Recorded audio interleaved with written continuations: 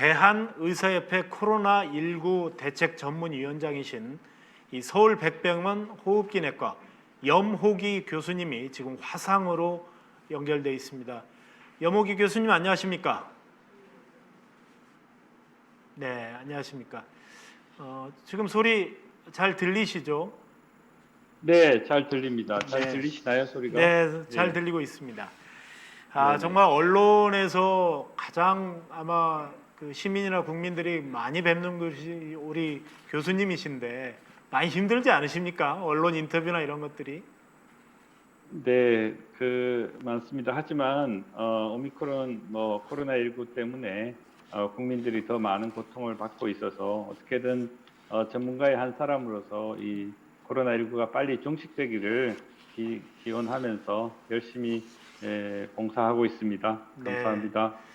네, 저는 정말 의료진 분들 그리고 일선의 방역 일선의 최전선에 있는 간호사분들, 의사분들, 또 행정 인력들, 이 지금 이런 상황이 3년째로 접어들어서 너무 힘드실 것 같고 거기에다가 조금 전에 제가 말씀드렸습니다마는 이 오미크론 변이가 생기면서 정말 더 힘들어지고 있어요. 그리고 국민들이 정말 가장 궁금해하는 것은 이 오미크론 변이가 도대체 어떤 놈이길래, 어떤 바이러스길래 이게 이렇게 급속히 확산되나 이런 부분들에 대한 궁금증이 있거든요.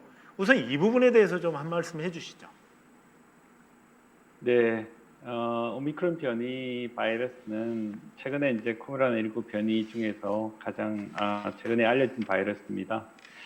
바이러스 변이라는 것이 꼭 나쁜 쪽으로 변하는 게 아니고요. 네. 바이러스도 한목적적으로 진화하는 과정에서 발생되는 것 같습니다. 그래서 바이러스 변이는 일정한 방향이 있는 것은 아니지만 실제 전파를 하면서 전파력이 높고 치명률이 낮은 바이러스가 우세종이 될 가능성이 굉장히 높습니다.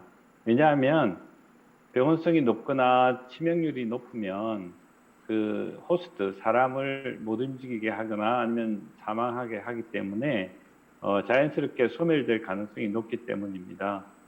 그래서 오미크론 변이 감염은 이렇게 전파력은 높고 증상은 아주 좀 어떻게 보면 기존에 알려진 델타 변이보다 가벼운 상기도 감염이나 인후통, 발열이 하루 이틀 정도 지나면 대부분 호전되는 아주 약한 바이러스가 되었다고 할 수 있겠습니다. 반면에 증상이 나타나기 전부터 전파력이 있어서 전파력은 기존의 코로나19보다 적게는 2~3배, 많게는 3배 내지 5배 정도 높다고 보고가 되고 있고요. 마스크를 착용하지 않고 같은 공간에서 한 10분, 15분 정도 대화를 나누어도 감염이 될 정도로 저희가 보기에는 거의 공기 감염 수준의 전파력을 가지고 있다라고 할 수 있겠습니다. 네. 한마디로 제가 좀 이제 저는 사실 이 분야에 대해서 잘 모르기 때문에 아주 시청자들의 시각에서 좀 원초적인 질문을 하더라도 이해를 좀 해주시기 바랍니다. 네, 네. 예, 좋습니다. 아까 말씀하신 것처럼 전파력이 높고 치명률이 높으면 숙주죠. 그러니까 사람 자체 감염자들이 움직이지 않도록 하는 건데 오미크론 자체 변이는 말하자면 전파력은 높고 독성은 약해서 오히려 네. 전파 속도를 높이게 하는 성질이 있다. 그런데 그런 얘기를 듣다 보면 그러면 증상 자체가 가볍기 때문에 이런 부분들은 위험하지 않지 않느냐 이런 또 얘기들을 하는 사람들이 있거든요. 어떻습니까? 네, 맞습니다. 네. 그 말씀은 반은 맞고 반은 틀린 얘기인 것 같습니다. 네. 전체적으로 보면 아직 우리가 소위 얘기하는 독감처럼 생각해도 될 만큼 약한 바이러스까지 내려가지 않았나 이제 이렇게 질문을 많이 하시는데요. 네. 아직까지는 그렇게 약한 바이러스는 아닙니다. 왜냐하면 코로나19 치명률이 대개 우리나라에서 보고된 게 한 0.7% 정도 네. 치명률을 보이고 있습니다. 그 중에 델타형은 조금 더 높아서요. 0.8%고요.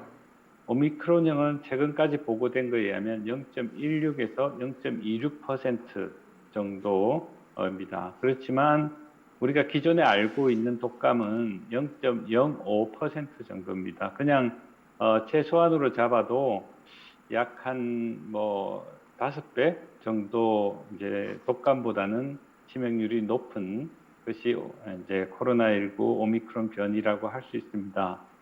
물론 연령에 따라서 차이가 확실히 있습니다. 60세 미만에서 오미크론은 거의 독감 수준이라고 생각은 듭니다. 왜냐하면 치명률 수준에서 보면 거의 독감 수준으로 가까이 근접했기 때문에 그래서 가능하면 이게 이제 고령층이나 기저질환자들에게는 아직은 치명률이 좀 높고 젊은 층에서는 거의 독감 수준의 치명률을 보이고 있다. 그래서 아마 제가 말씀드린 결론은 반은 맞고 반은 틀린 사실이라고 말씀드릴 수가 있습니다. 예, 그렇군요. 그러니까 우리가 그 한 3년 전 초반기에 2020년 우리가 2월 상황을 보면 우한 바이러스가 처음 발생했을 때 굉장히 사망률도 높았고 전파력도 높았던 그런 상황에 비하면 점차 지금 좋아지고 있다 이렇게 얘기할 수 있는 겁니까?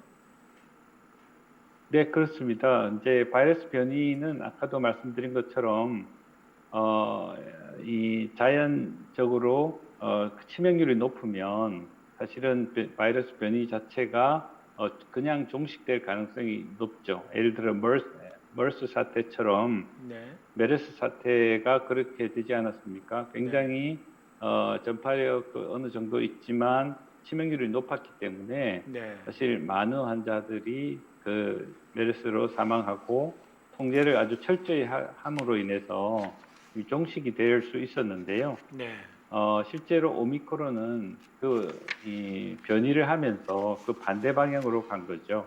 네, 치명률이 낮아지고 낮아지니까 이제 감염된 사람들이 활동이 통제가 되질 않고 전파하는데 훨씬 더 유리한 환경이 됐습니다. 네, 그래서 사실은 여기서 한 단계 더 변이가 또 일어난다면 전파력이 높고 치명률이 낮은 변이 바이러스가 나올 가능성이 높은데요. 네. 그런 것들은 아직까지는 보고되고 있지는 않습니다. 변이 바이러스는 보고되고 있지만 유행은 만들고 있지 않습니다. 네. 어쨌든 기존 바이러스에 비해서 독성 자체는 좀 약해진 건 사실인데 치명률 자체가 낮다는 건 백신 접종의 효과가 가장 큰 거겠죠? 어떻습니까?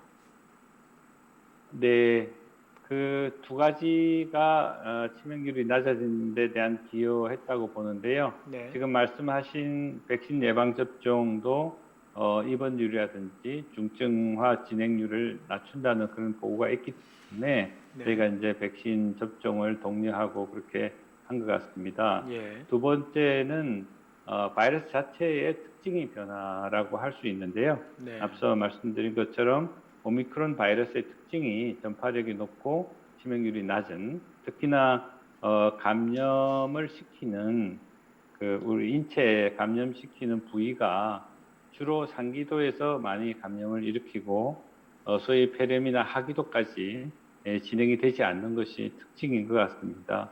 델타 같은 경우는 거의 대부분 하기도 감염으로 가서 증상이 별로 없는데도 불구하고 폐 침륜이 많이 관찰이 됐었거든요. 근데 지금 오미크론 같은 경우는 증상이 있는 경우에도 폐 침륜이 거의 없는 경우가 많이 있습니다. 그렇기 때문에 바이러스의 인체에 침범하는 그 형태가 좀 달라진 것 같습니다. 네. 혹시나 그 상기도, 하기도 이것을 좀 쉽게 설명한다면 어떻게 설명할 수 있을까요? 네, 상기도는 되게 호흡기는 코에서부터 저기 아래 폐까지 되게 호흡기를 이렇게 다 분류를 하는데요. 네, 상기도는 되게 후두 이상을 상기도라 그러고요. 네, 그다음에 후두 아래쪽으로 내려가면 하기도라 그럽니다. 네, 그렇기 때문에 주로 이제 이 오미크론은 이 목 통증, 이게 인두 후두염이 이제 특징으로 나타나고요. 네. 그래서 더 아래쪽으로 내려가면 기관지염이라든지 폐렴 이런 것들은 잘 안 일으키는 걸로 되어 네. 있습니다. 하지만 이전에는 이 델타 변이 바이러스 같은 경우는 상기도 감염도 일으키지만 하기도로 빨리 내려가서 폐렴을 일으키는 것이 큰 특징이었습니다. 네. 폐렴이 되면 폐는 감염을 차단할 수 있는 차단막이 없기 때문에 네. 양쪽 폐에 신속하게 퍼지고 그렇게 확산이 되고 그렇게 되면 이제 호흡 곤란이라든지 중증의 증상이 나타나는 것이 큰 특징이었습니다. 예. 비록 독성은 약해졌지만 고령층이나 기저질환자들이 매우 위험할 수 있다. 가볍게 보다가는 더 큰일 날 수 있다. 이런 얘기를 하는데 맞는 얘기죠? 네, 그렇습니다. 지금 나와 있는 통계에도 보면 대개 치명률이 60세 이상의 고령층 그리고 기저질환자에서 치명률을 보이고 있기 때문에 우리가 이 감염을 일으키지만 감기처럼 지나가면 그건 무서운 병이 아니지 않습니까? 네. 이 감염이 결국은 사망에 이르거나 중증이 되거나 이런 것들이 무서운 건데요. 대개 그런 치명률, 중증화율은 대개 60세 이상이나 기저질환자에게 그런 현상들이 많이 일어나고 있습니다. 네, 그렇군요. 영유아들의 경우에는 어떻습니까?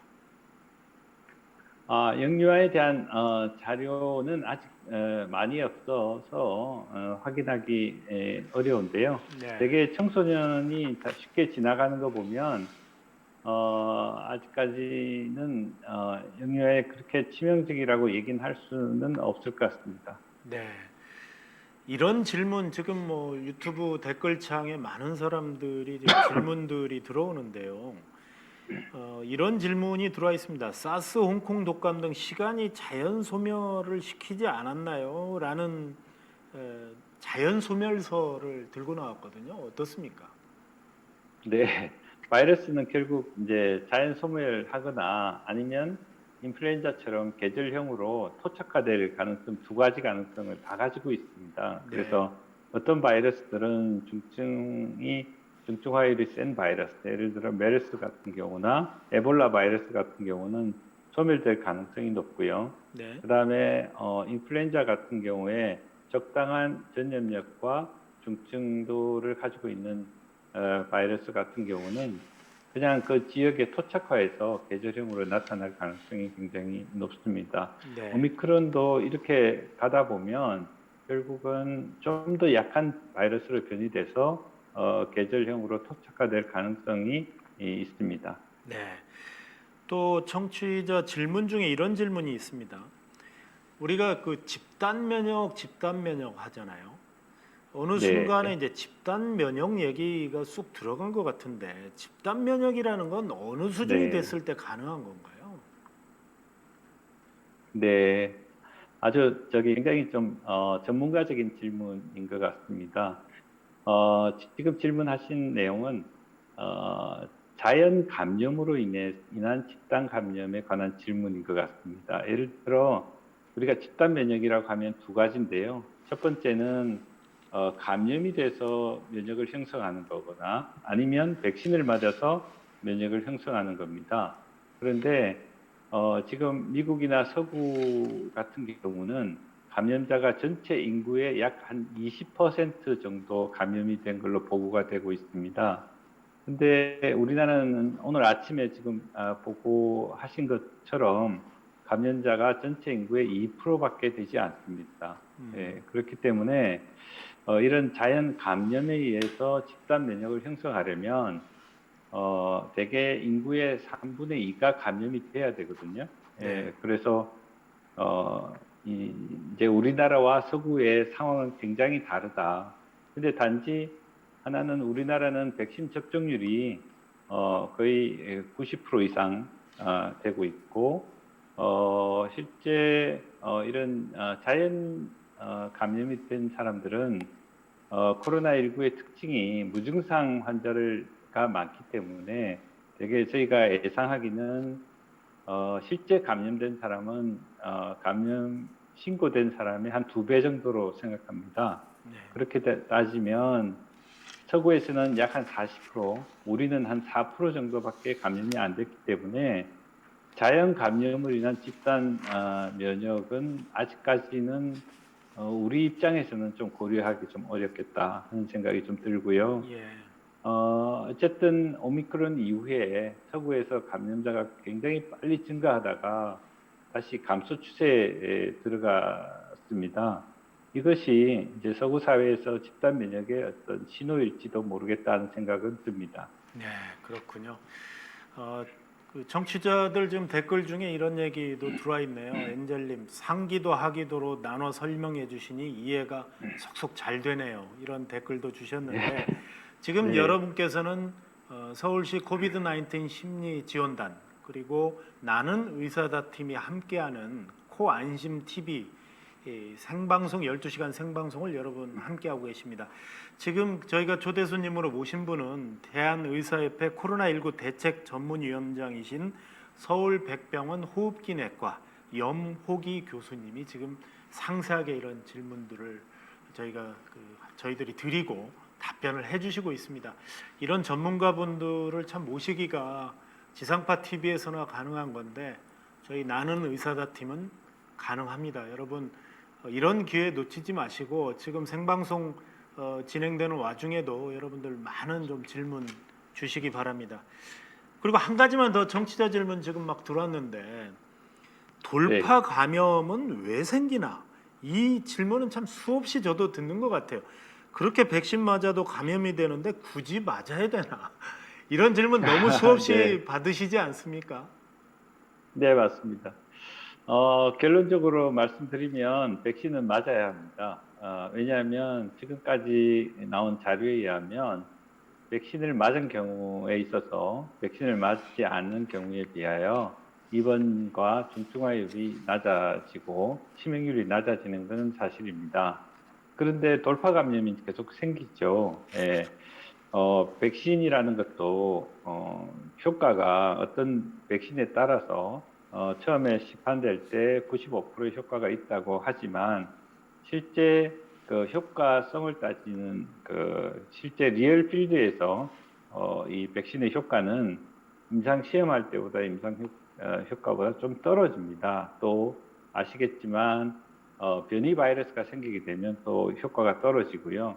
그래서 돌파 감염이 생기는 것 같습니다. 하지만 백신을 맞게 되면 증상도 가볍게 앓게 되고요.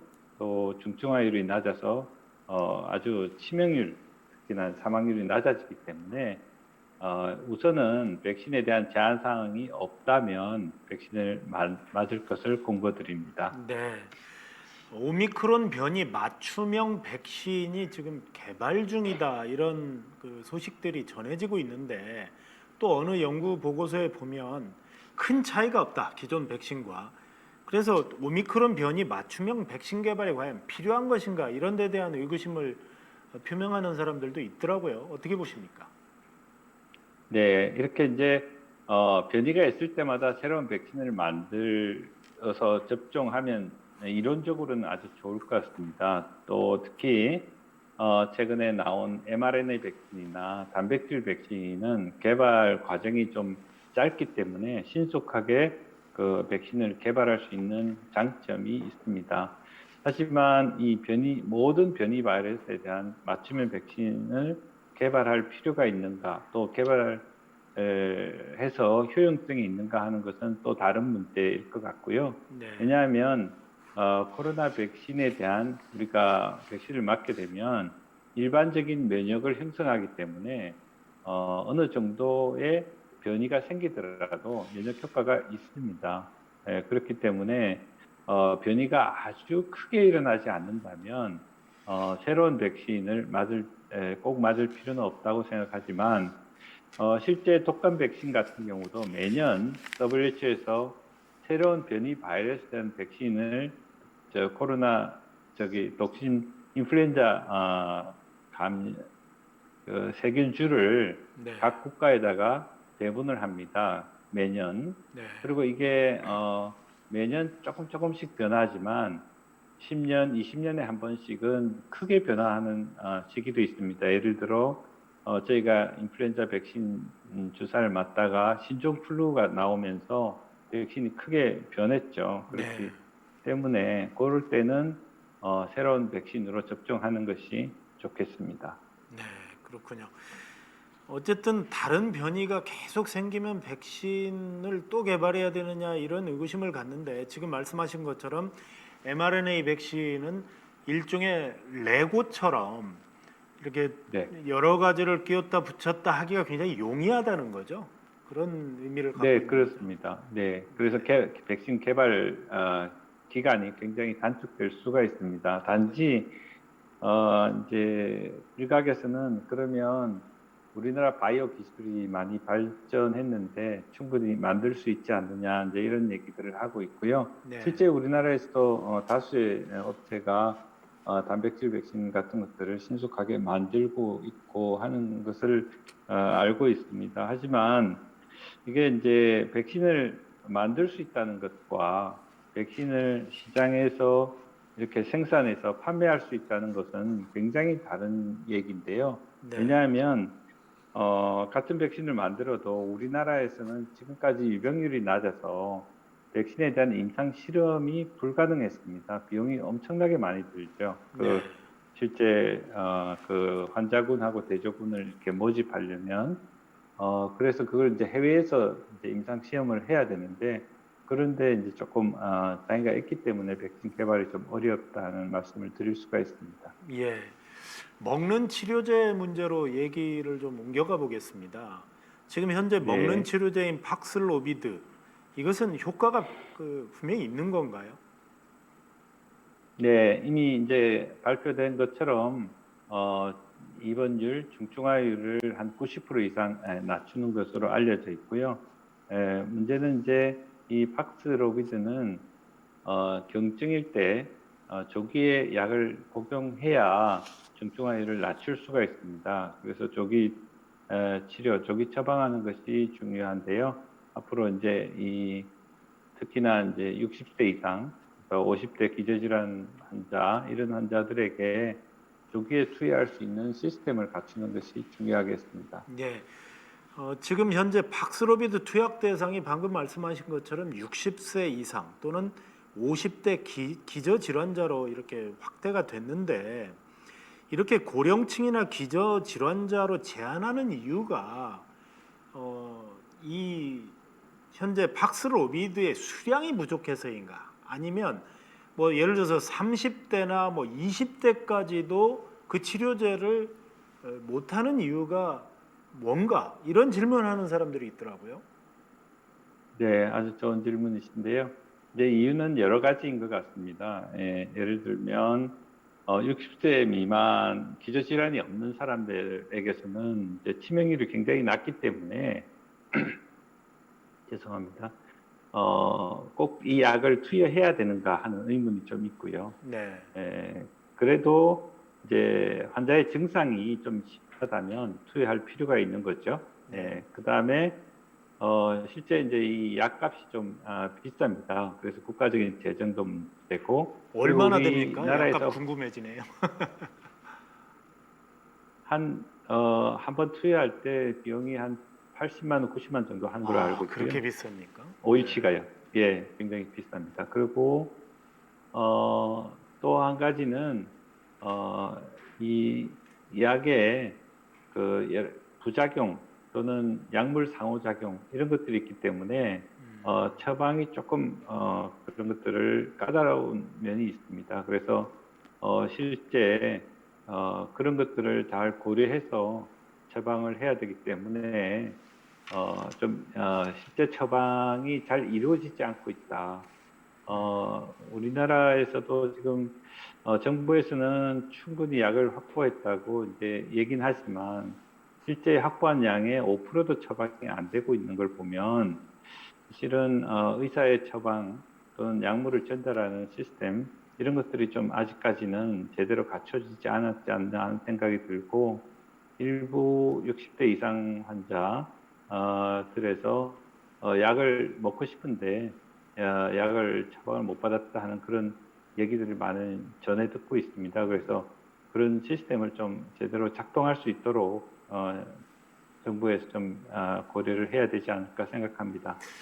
그러니까 염 교수님 말씀을 제가 좀뭐 축약해서 정리를 하면 60대 고령자나 50대 기저 질환자들은 기존의 질병이나 고령의 위험 때문에 중증 환자로 갈 가능성이 많기 때문에 이 치료제를 투약을 해야 되고 젊은 네, 층의 경우에는 치명률도 워낙 낮고 아직 젊기 때문에 자연 치료가 가능해서 이 약을 처방했을 때에 얻을 수 있는 효과보다도 오히려 어떤 일부 부작용이나 이런 것이 더 역효과가 날 위험성이 더 크기 때문에 젊은 층은 일단은 자연 치료 쪽으로 가는 거고 고령층 위주로 투약을 한다. 이런 말씀으로 좀 네, 요약이 될 수가 있겠네요. 네, 네, 그렇습니다. 네, 네, 그렇군요. 어, 지금 뭐 청취자 아오 12라는 분이 80만 원에 90만 원 진짜 비싸네요. 더 싸게는 못 사나요? 뭐 이런 질문도 주셨고 그리고 이분이 갑자기 목이 아프네요. 인후통처럼. 근데 코로나가 지금처럼 많이 퍼진 상황에서 인후통이 있으면 코로나 감염 의심해봐야 될까요? 이런 질문을 주셨어요. 네. 코로나 감염이 되면요, 인후통이 있으면서 열이 납니다. 예, 열이 하루든 이틀이든 짧게 이제 어떤 사람은 아주 고열이 나기도 하고요. 그래도 대부분 37.5도 이상의 열이 나는 것이 큰 특징이고, 열이 나면서 몸살 기운을 보입니다. 단순히 그냥 목이 아픈 거는 되게 이 겨울철에 그냥 인후염 일 가능성이 높기 때문에 너무 걱정 안 하셔도 될 것 같고요. 팍스로비드 가격이 비싸지만 일단 처방하는 거는 우선 무료로 지금 진단된 사람들에게는 처방하고 있기 때문에 가격 걱정은 안 하셔도 될 것 같습니다. 네, 그래도 네, 정부 재정이 투입되는 만큼 이것이 이제 워낙 숫자가 늘어나게 되면 정말 정부로서도 부담에 갈 수 있는 부분일 것 같긴 합니다. 그런 부분들을 좀 고려할 네, 필요가 있을 것 그렇긴 같고요. 합니다. 네, 그러면 어쨌든 이거 이제 한 가지만 더 추가로 말씀을 제가 질문을 드리고 싶은데 우리가 자유롭게 이 치료제를 사 먹는 감기약처럼 일반 종합감기약처럼 그런 날도 올 수 있을까요? 네, 뭐 이제 다국적 제약회사에서 이제 이런 약들을 많이 만들고 있는 것 같고요. 네. 또 특히나 이제 이런 코로나19 사태가 그냥 한 국가의 문제가 아니라 전 세계의 문제라는 인식을 많이 하고 WHO에서도 그런 얘기들을 많이 하고 있어가지고 백신이든 이런 먹는 치료제든 이런 것들이 인류를 위해서 좀 저렴한 가격에 인종과 국가와 상관없이 제공돼야 된다는 그런 얘기들이 많이 제기되고 있는 걸로 알고 있습니다. 예. 그래서 그런 면에서 이제 이런 그 박스로비드 같은 약이 특허권이라든지 이런 것들을 좀 미리 풀어서 특히나 우리나라의 이 바이오시밀러 회사들이 이런 약을 저렴하게 만든다면 우리나라뿐만 아니라 전 세계에 잘 공급할 수 있고 또 코로나 사태를 종식시킬 수 있는 큰 계기가 될 수 있지 않을까 하는 생각은 합니다. 네, 그건 그렇군요. 인류의 차원에서 접근을 해야 될 것 같습니다. 예, 그렇군요. 뭐 아직도 이런 그 백신조차도 공급을 받지만 아프리카 같은 경우는 접종률이 뭐 10% 미만인 국가들도 아주 많더라고요.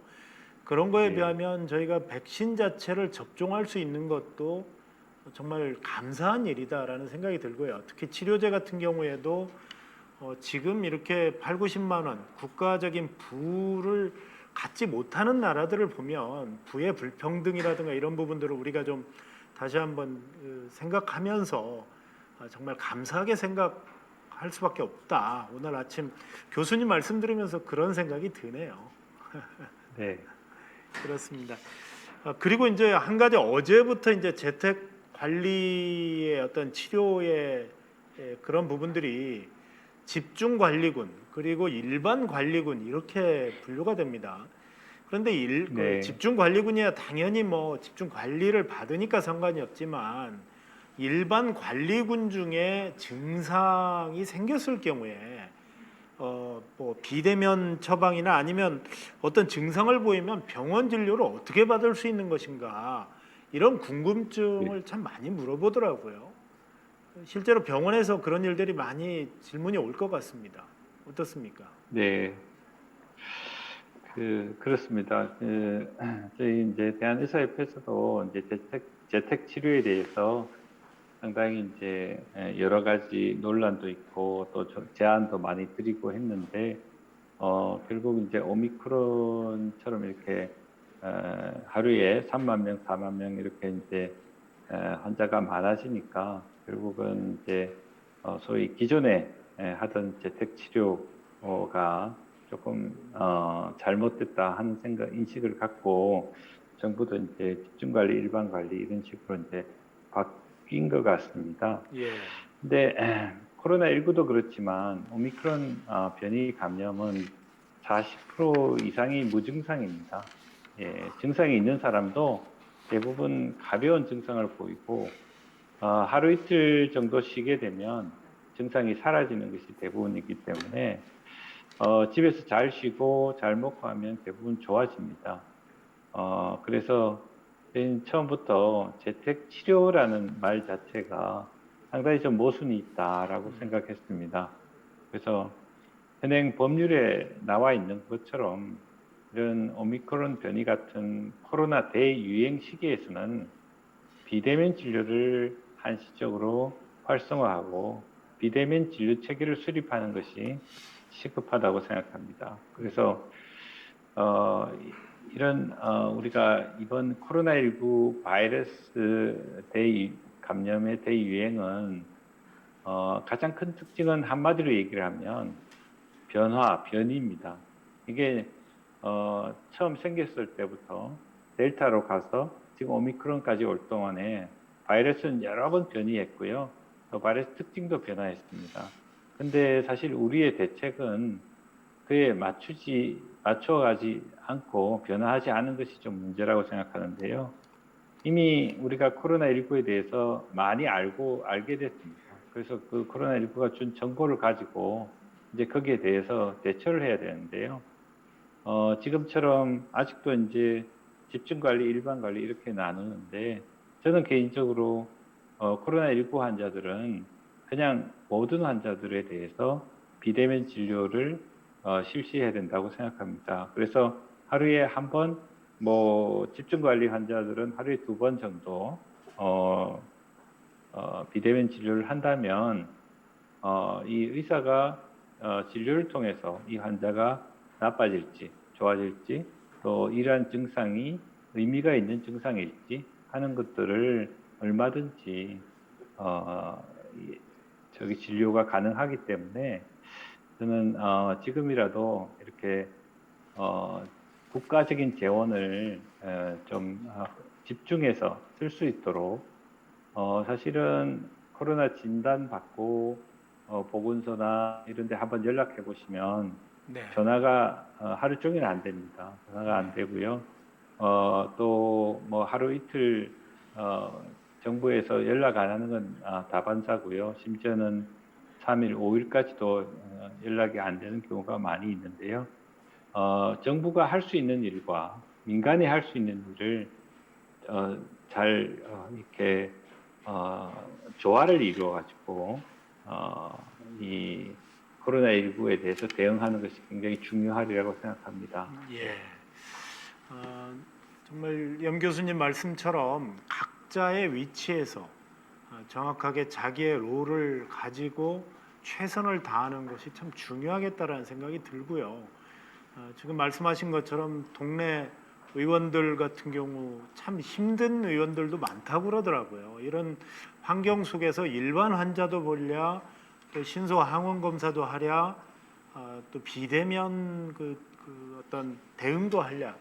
의료진들의 그 수고는 솔직히 우리가 말로 공치사하는 게 아니고 적절한 보상과 그런 부분들이 의료진들이 동기 유발을 할 수 있도록 하는 부분, 이것도 행정당국에서 좀 고려해 줄 점이다. 저는 이런 생각이 드네요. 네.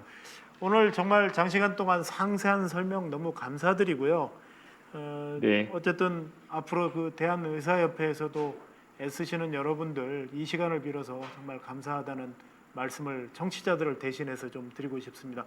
오늘 말씀 감사합니다. 네네. 네, 감사합니다. 네, 지금까지 대한의사협회 코로나19 대책 전문위원장이신 서울 백병원 호흡기내과 염옥이 교수님과 화상으로 연결해봤습니다.